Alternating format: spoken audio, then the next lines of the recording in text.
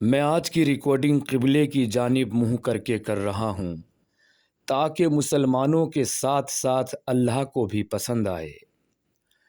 تو عرض ہے کہ محمد صلی اللہ علیہ وسلم نے کہا کہ مرد کے مقابل عورت کا آدھا درجہ ہے، عورت کی گواہی بھی آدھی، عورت کا جاگیر میں حصہ بھی آدھا، عورت کے پاس عقل بھی آدھی، اور تو اور عورت کو لیڈرشپ کا بھی حق نہیں دیا گیا۔ کیا آپ اس بات سے اتفاق رکھیں گے کہ آپ کی ماں، بہنیں، بہو، بیٹیاں سب آدھی ہیں؟ ذرا سوچئے گا، لیکن اپنی عقل سے، نہ کہ محمد صاحب کے کھردرے دماغ سے۔ اگر کسی عورت نے کوئی کرائم ہوتے ہوئے دیکھ لیا تو کیا عدالت کا یہ کہنا مناسب ہوگا کہ تمہاری آدھی گواہی ہے، اس لیے مجرم کو سزا نہیں دی جا سکتی؟ اور اگر اسی عورت کے ساتھ کوئی ناانصافی ہوئی ہے تو تب بھی اس کی عقل اور گواہی آدھی کہی جائے گی؟ اس پر آپ شاید منع کر دیں، پر اسلام کا قانون تو یہی ہوگا کہ جب محمد صاحب نے فرما دیا ایک پوری عورت آدھی ہے تو پھر آپ اس پوری کو کیسے پوری کر سکتے ہیں؟ آپ کو بھی آدھا ہی ماننا ہوگا۔ یہی اسلام ہے، کیونکہ آپ کے قول کو جھٹلانے والا تو ایک دم کافر ہو گیا۔ پھر آپ دین کو اپنی عقل سے کیسے بدل سکتے ہیں؟ یہاں تو صرف اللہ کا کلام اور مصطفیٰ کا فرمان چلتا ہے۔ پڑھو درود شریف اسی بات پر۔ اگر کسی عورت میں زبردست لیڈرشپ ہے تو بھی وہ لیڈر نہیں بن سکتی، کیونکہ محمد صاحب کی نظر میں عورت کا درجہ آدھا ہے۔ پھر آپ اس کو اپنا لیڈر، اپنا امیر، اپنا حاکم بنا کر اپنے سر پر کیسے بٹھا سکتے ہیں؟ وہ تو پیدائش سے ہی آدھی ہے۔ دین کے ریشمی پھندوں میں الجھی اپنی عقل کو تھوڑی آزادی دے کر سوچئے، کیا عورت آدھی ہے؟ جس وقت آپ ہم بستری کر رہے تھے تو کیا لڑکے کے لیے پورا سیکس اور لڑکی کے لیے آدھا سیکس کیا تھا؟ ذرا سوچئے، یہ آپ کے ہی سوچنے کا کام ہے، اور چاہیں تو آپ میرے کہنے سے نہ بھی سوچیں، کیونکہ ایک کافر کی گواہی تو عورت کی آدھی عقل کے برابر بھی نہیں ہے۔ اچھا، جب آپ کے نزدیک محمد صاحب کا فرمان دنیا کا حرف آخر یا حکم آخر ہے تو یہ بتائیں کہ عورتوں کی آدھی عقل نے آج تک آپ کا کیا کیا نقصان کیا ہے؟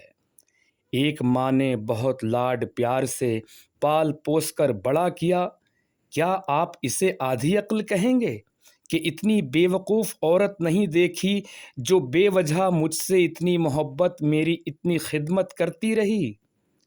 ویسے آپ کے نبی نے اس جگہ پر بچنے کا فارمولہ بھی بتایا ہے کہ ماں کے قدموں کے نیچے جنت ہے۔ بیچاری عورتیں اسی بات پر خوش ہو جاتی ہیں کہ ہمارے اسلام میں ماں کا درجہ کتنا بلند ہے، پر کسی ماں کا یہ خیال نہیں جاتا کہ جب میں آدھی ہوں تو میرے پاؤں تلے جنت ہے یا جہنم، کیونکہ آپ نے تو خود کہا ہے کہ میں نے جہنم میں سب سے زیادہ عورتوں کو دیکھا ہے، یعنی جنتیں جہنم میں جائیں گی۔ تو اے جہنمی جنتوں، کبھی اس بارے میں تم سوچو، پر تم کیا سوچو گی؟ آدھی عقل میں پورا خیال کیسے آئے گا؟ معاف کرنا، یہ میرا نہیں، محمد صاحب کا قول ہے۔ اور پیارے پیارے مومن مردوں، بیویوں کے لیے آپ کا کیا خیال ہے؟ آدھی عقل کی عورت دن بھر کے کام کاج کے ساتھ رات کو تمہارا بستر بھی گرم کرتی ہے، تمہاری ڈانٹ ڈپٹ مار پیٹ سب سہن کرتی ہے۔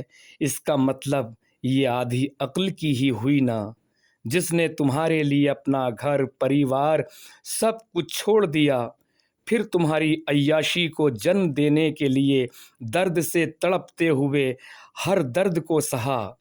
اگر لڑکا ہوا تو پورا اور لڑکی ہوئی تو آدھی، جو اپنی ماں کی طرح زندگی بھر یہ آدھا ادھورا پن جھیلے گی۔ اور مزے کی بات سنو کہ جس اسلام نے عورت کے سارے حقوق چھین لیے، وہ یہ دعویٰ کرتا ہے کہ عورتوں کے سب سے زیادہ حق یہی محفوظ ہیں۔ اگر کسی مفتی مولوی سے طبیعت کے ساتھ پوچھ لو تو وہ 2 حق بھی ثابت نہیں کر پاتا، 2 کیا، 1 بھی ثابت نہیں کر پاتا۔ پر کچھ عالم بنا مونچھ کی داڑھی کو اینٹھتے ہوئے فخر سے کہتے ہیں کہ ہمارے یہاں جائیداد میں بھی عورت کا آدھا حصہ ہے۔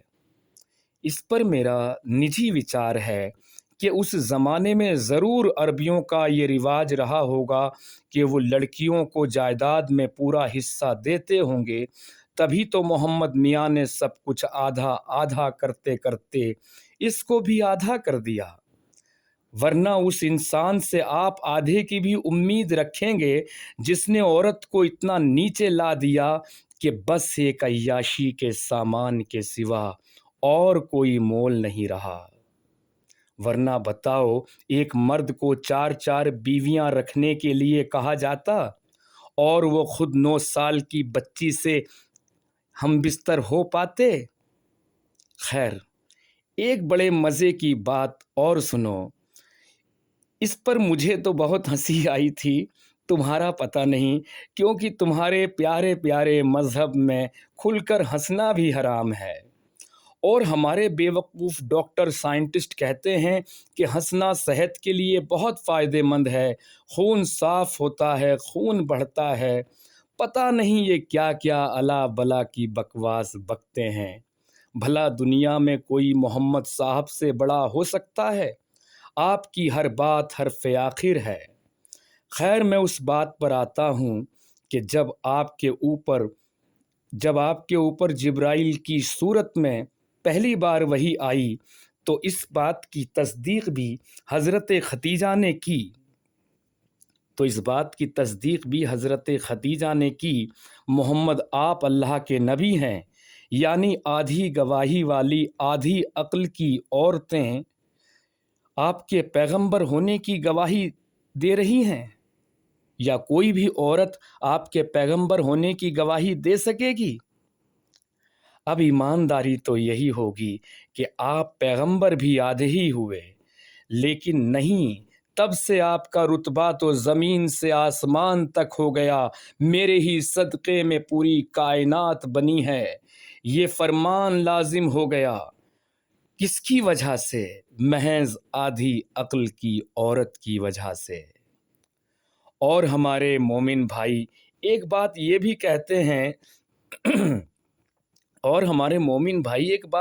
کہتے ہیں کہ جب قرآن نازل ہونا شروع ہوا تو دنیا کے تمام پرانے قانون رد ہوتے گئے اور اللہ سب کچھ یا بہت کچھ نئے سرے سے بناتا گیا۔ جیسے منہ بولے بیٹے زید کی بیوی سے شادی کرنے کے بعد بچوں کو گود لینا غلط ہو گیا، یا آپ کے اوپر مال غنیمت لوٹ کا مال جائز ہو گیا، یعنی اللہ نے آپ کی ختم نبوت پر پچھلے بہت سارے قانونوں کا خاتمہ کر دیا، پر یہ سمجھ میں نہیں آیا کہ آپ کے نبی ہونے کی گواہی دینے والی عورت بھی اچانک سے آدھی کس طرح ہو گئی؟ یا وہ پہلے سے ہی آدھی تھی جس نے آدھی ہی نبوت کی گواہی دی؟ بہرحال آپ اپنی عقل کو حاضر ناظر رکھتے ہوئے سوچ سکتے ہیں تو سوچنا، میں سوچنے بیٹھا تھا تو کافر ہو گیا۔ اگر آپ کے لیے سچائی سے زیادہ اسلام کی اہمیت ہے تو الجھے رہیے حوروں کی زلفوں میں، یہ وہ زنجیر ہیں جس کے آگے دنیا کی کوئی بھی قید مشقت نہیں رکھتی، پر آپ کو اس طرح الجھایا گیا ہے کہ جیسے دنیا کی سب سے خوشحال قوم مسلمان ہو۔ پر حقیقت کیا ہے؟ خود دیکھ لیجیے اپنی آنکھوں سے کہ سب سے زیادہ ذلیل و خوار کون ہو رہا ہے، کس قوم میں قدرت کہی جس قوم میں قدرت کہی جانے والی عورت کو ہی عزت نہیں، تو پھر وہ قوم کس طرح اپنی ترقی کر سکتی ہے؟ یاد رہے قدرت سے بغاوت کرنے والی عوام تو کیا، شہنشاہ بھی مٹی میں مل جاتے ہیں۔